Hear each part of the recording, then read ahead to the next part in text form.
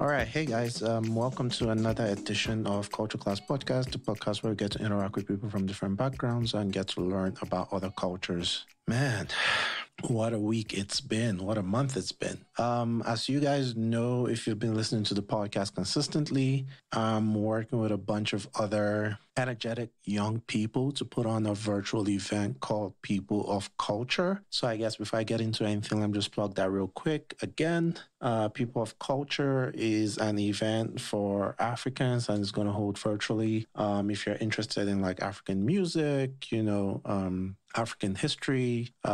We have a whole bunch of stuff happening on February 27th at 6 p.m. Central Time. I encourage you to go to the website pocevent.com to register. We have performances from, I think, like 12 different African countries, something like that. Madagascar, Sudan, Guinea, Nigeria, Ghana, South Africa, all these countries. So it'll be pretty cool. Go to pocevent.com again to register. Having said that, I don't necessarily have a guest, well, technically anyway, today, because the last few weeks, like I said, it's been pretty busy trying to put this event together. We have a panel for the event.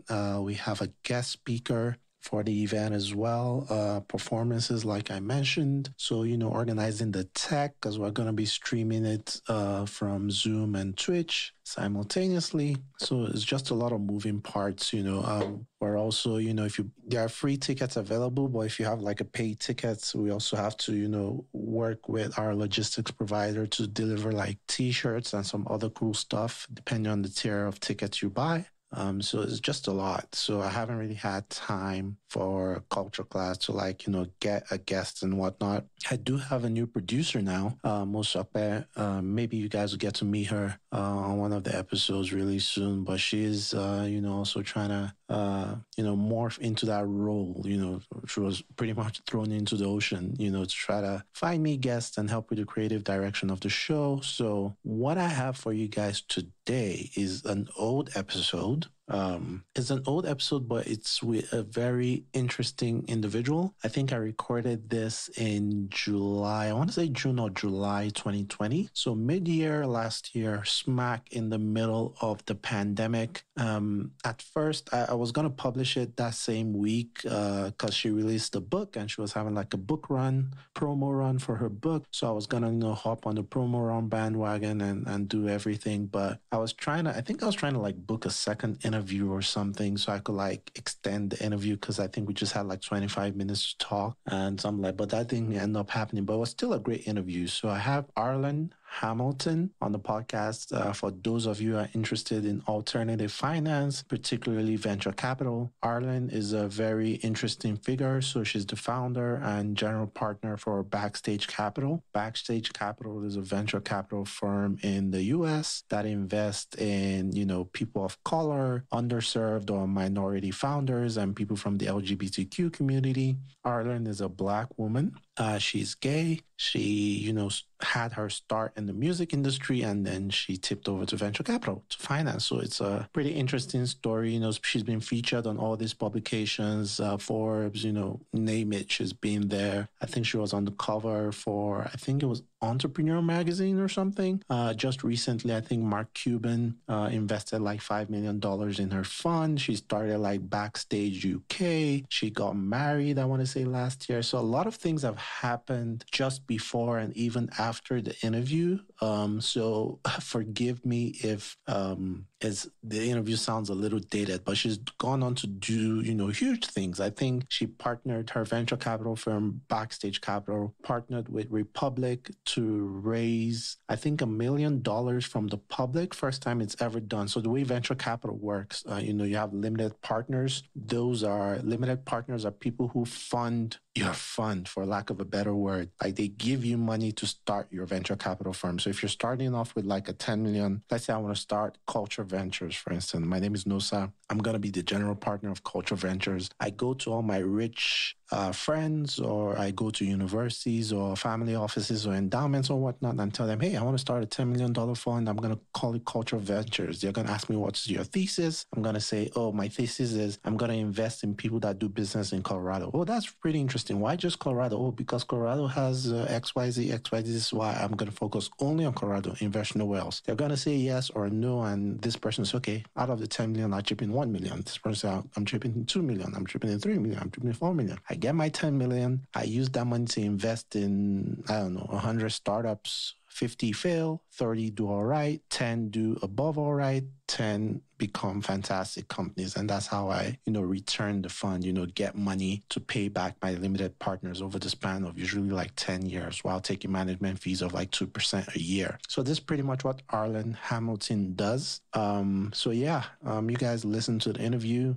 Tell me what you think. I am interested in a bunch of, when you listen to the interview, you hear me talking a lot about venture capital. I'm a geek to this stuff a little bit. I am interested in a slew of industries, obviously media, because I have a podcast and, I have other ideas for media ventures in the near future. And the reason why, I'm starting with media, a lot of people know me with media, like from the podcast and doing stuff, because media has a very low barrier to entry. Like I don't need anyone to fund me. All I need is like a good logo, good website, good Instagram page, good podcast, whatever. And I'm off to the races. However, I'm interested in other industries. I'm interested in transportation, which I have something I'm working on, probably, tell you guys about it when the time is right. I'm interested in finance, particularly venture capital.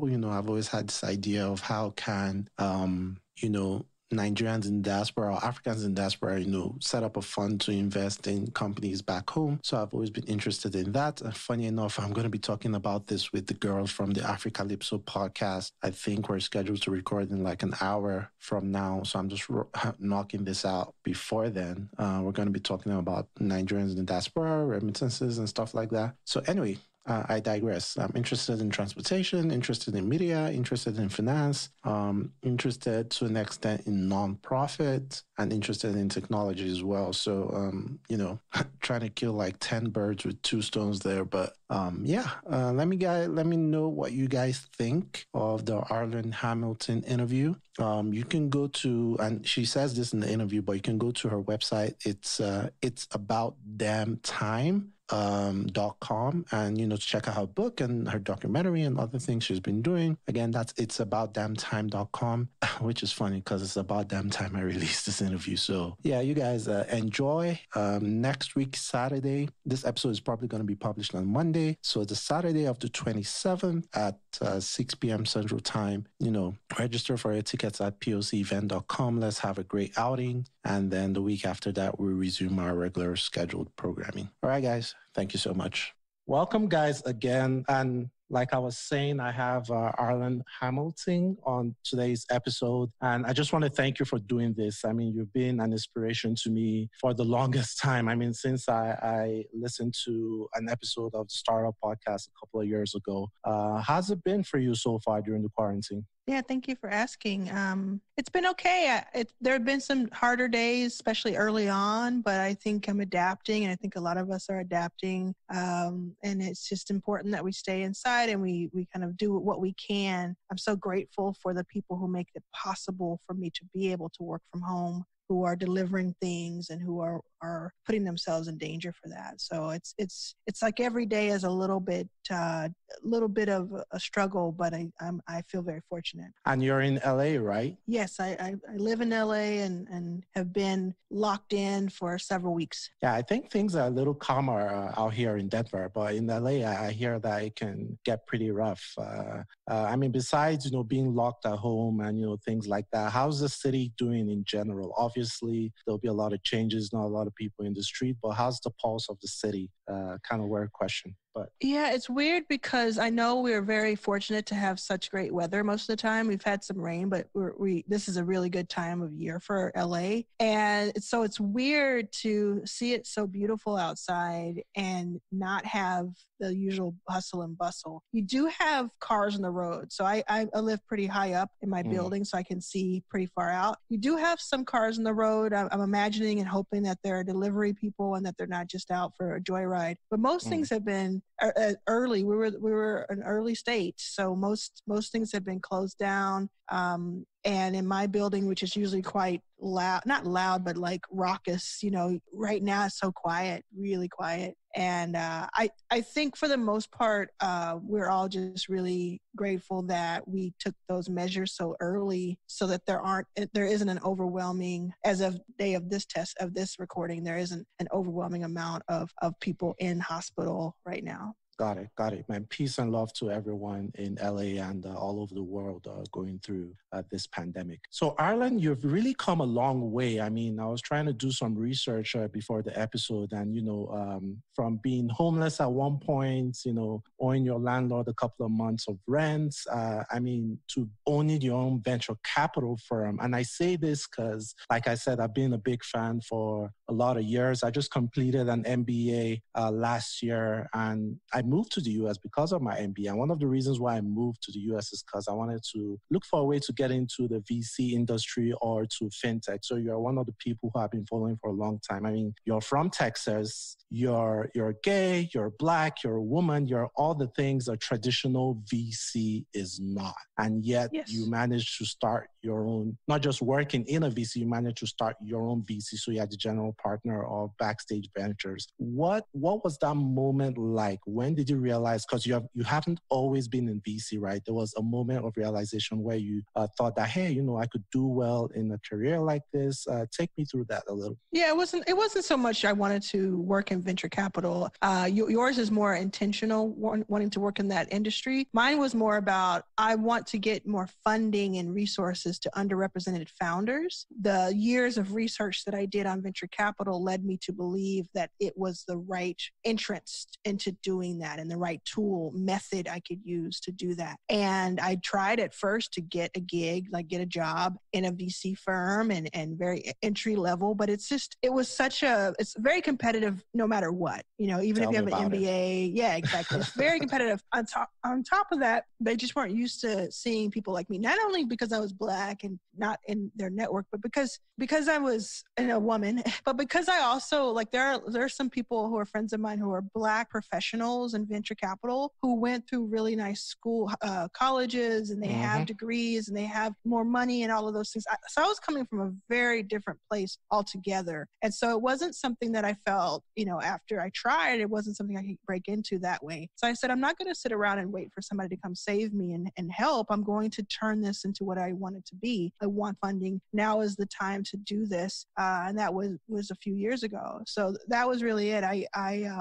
I knew that fund had to exist. I knew that there needed to be a fund that invested in underrepresented founders. And this was in 2011 to 2015 where I was getting no's. And back then it was even worse than it is today, which is like people really weren't trying to, really weren't listening to me. But there were people there are plenty of Black venture capitalists. They're not enough, but there are plenty. It's just that the people who have my thesis and the people who have my background is few and far between. Yeah, definitely. And I relate to the point, you saying you don't look like a venture. It's really difficult to get into a venture capital firm, because I can remember the first few weeks of business school when I went to my career advisor, and she was like, oh, what do you like to do? Oh, sorry. He was like, what do you like to do? I'm like, oh, I like to get into a venture capital firm. And the first thing he did was to Google A16Z. So that's Andreessen Horowitz, one of the most popular venture capital firm out there. And he went to their staff page, and there was no one Black there. And there was no one who was a person of color there. And it was like, this might be a little difficult. So first thing he said was, how do we hack our way into this industry? Because I don't think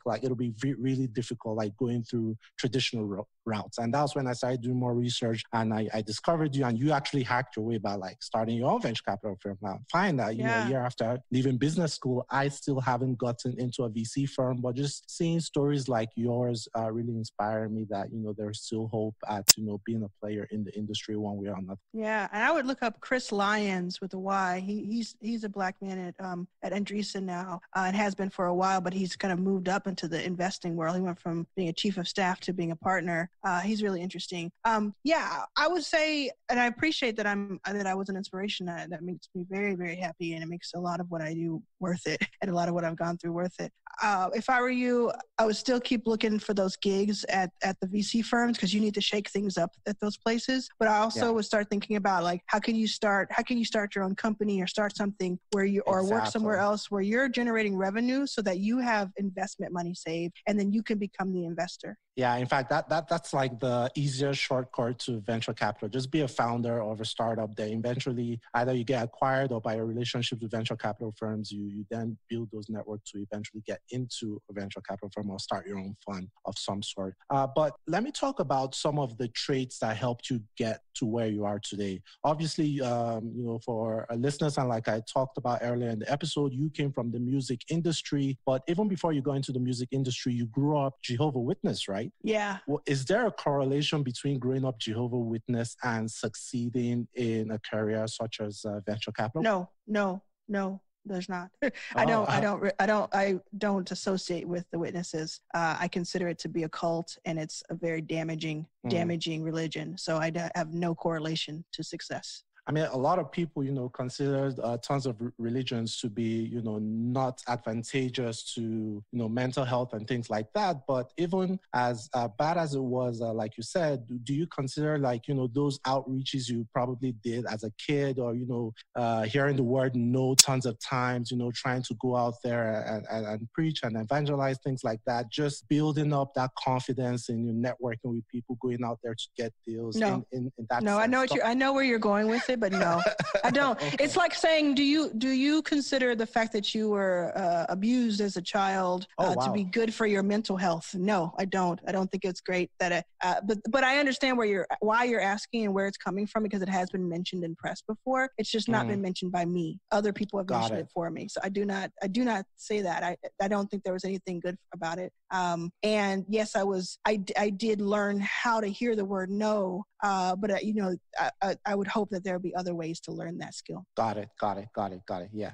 So what were some of the experiences you went through, probably in the music industry, being a tour promoter, that kind of thing, that you think helped you along the way in your current career? When you're working on these tours, especially the larger ones, well, actually the smaller ones too, like I've worked on tours that was just me and the artist, and it was weeks and weeks and weeks on the road together. And I've worked on tours where there were 50, 60 people on the tour, and several tour buses. So I've worked all the way in all mixture, and you're working with different types of personalities, with people who are very talented and very driven. And then you have people who have different agendas and different needs, and being able to talk to all types of people, like all backgrounds. I mean, all races, across all socioeconomic backgrounds and profiles, culturally, people from all over the world, all working together to make one circus happen, make one thing work for those few weeks or those few months or years. And I was in a position as a production coordinator and road manager where I really had to talk to every single person. I had to be involved with all different departments, because I was part of the team that moved people. There are people who worked on the music and the art and the craft of it. There are people who worked on the engineering, people who worked on the production. I was working on the people. How do we get all those people, all those talented people, from place to place? And having to understand them definitely has helped me in venture capital, because there are very few personality types that I don't have experience with, and there are very few. Also being on the road, every day is different. Every single day is different. You never know what's going to be thrown at you, or what, because you're trying to do the same thing over and over again, but in totally different circumstances every city. So it's just it's crazy a little bit, and so that really boosted and bolstered my ability to adapt really. Yeah, I mean, I totally relate, man. When I was in undergrad, we did, my brother and I floated an entertainment magazine, and we managed an artist and did 1 or 2 tours. So I totally relate in that sense. That's awesome. All those things you just mentioned. But let's talk a little bit about venture capital. So obviously, influence from your touring days with the name of your venture capital firm, Backstage Capital, you focus on investing in people of color, underrepresented underrepresented founders and people from the LGBTQ community. How is it like in Silicon Valley right now, where all these funds and all these investors are trying to paint a picture that, oh, they invest in minorities. So kind of like a PR stunt, right? Kind of like diversifying their portfolio in a sense and not necessarily believing in these founders, just using it as a PR play. Do you come across situations like that? I mean, there was a situation, and this is neither here nor there, where Andreessen created this fund with Kevin Durant and Will Smith, and people were looking at it and like, oh, is this really investing in founders, or is this like a PR thing? What do you think about situations like that? I mean, separately, what I'll say about that fund in particular, I mentioned Chris Lyons before. He is a Black man at Andreessen, and he started that fund. And what I'll say about that, without advocating too much because they can speak for themselves, is that they have never, they came out and said, what we're doing is we are taking on investors, LPs, who are of color, so that they can have a piece of the pie of the things that we do. I think the media and press turned it into they're going to invest in underrepresented founders, and then they kind of had to like lean into it. So when it first came out, I was all over that. I was like, I need to know everything about it because it's like exactly like Backstage going on. But it had a conversation, and it was like, no, actually, this is for the LPs to be of color, and they can get in on our lift, our lifts and our whatever we invest in. So that's just separate. Again, I'm not associated with them. I just want to just say that I believe that was their intention. I don't think they were trying to do something bigger than that. And I think it kind of got away with, as what you can understand and relate to. Separate from that, 100%, all the time it happens. Happens all the time that people are out there patting themselves on the back, putting out Forbes articles, but blog posts about how woke they are. Is it kind of like meet my one Black friend kind of mentality? Yeah. And it's because it's a lot of things. It's like they know they're supposed to. Backstage has put the heat up. We've raised the bar, but the problem is we know what goes on behind the scenes. There's all kinds of back channels, and I don't understand why people don't get that. There's all kinds of back channels. So if you don't execute on what you're saying that you're attempting to do, or if you don't even attempt it, forget executing. Sometimes that's hard to do, but if you don't even attempt it, we're going to find out. And people, our founders have 130 companies in our portfolio. We have Slack groups, we have private groups, whatever. We talk about investors who have done them wrong. So other founders are like, no, I'm not going to touch them. I'm not going to have any of these high performing funds that are high performing friends of ours who could go there either. It's really odd to me, but I think that they're just trying to skip steps. And I didn't skip any steps, so you can't come to me like that. I get really personally offended when I see that. Got it. Let me talk about Backstage a little bit. So obviously you set a goal for yourself to invest in more than 100 companies by 2020. I mean, you've since achieved that goal. What is kind of next? What do you think is a natural progression for Backstage besides what you do every day, which is like finding these underrepresented founders? Are you going to venture out into other markets? I know Backstage UK was just launched, I think last year. Are you going to be, going into a specific niche? What are you going to be doing with Backstage in the coming year? Yeah, we'll see. I don't know yet. We'll see. But a lot of things have changed in the last 6 weeks. And all I know is that for the rest of my life, I'm going to be putting capital behind underrepresented founders until they're not underrepresented. I'm going to just go into different categories. We've had corporations come to us and ask if they can do vertical funds with us in the health and the fintech space. That's something that we're exploring for this year and for next year. That would be something like a $10-20 million fund that a major Fortune 500 company sits next to us and helps us co-manage, and then we help them seek out deals, and they front the money on that as a sole LP or as an anchor LP. To me, that's really interesting, and we can do that multiple times and across different sectors and industries. I would be interested in that. I'll keep looking at that. I'll look at, as I have been the past several years, figuring out how to get us beyond a $100 million fund, get that so we can have follow-on funding for our companies. But ultimately, to tell you the absolute truth, if it doesn't look like that, that's okay with me. I'm going to, and I'm getting just real frank with you, I'm going to make enough money on my own that I can back founders out of my own pocket. If that's what I need to do, that's what I'll do. Because I'm not going to sit around and wait. Sorry, go ahead. I said I'm not going to sit around and wait for everybody else to get it. Got it. And besides, your success personally, the people like us who you inspire, the younger ones coming up are still part of your legacy. I kind of like to ask every VC I interact with, like, do you think there's another exit and another kind of exit besides, selling off your company, acqui-hires, or getting listed, maybe an IPO?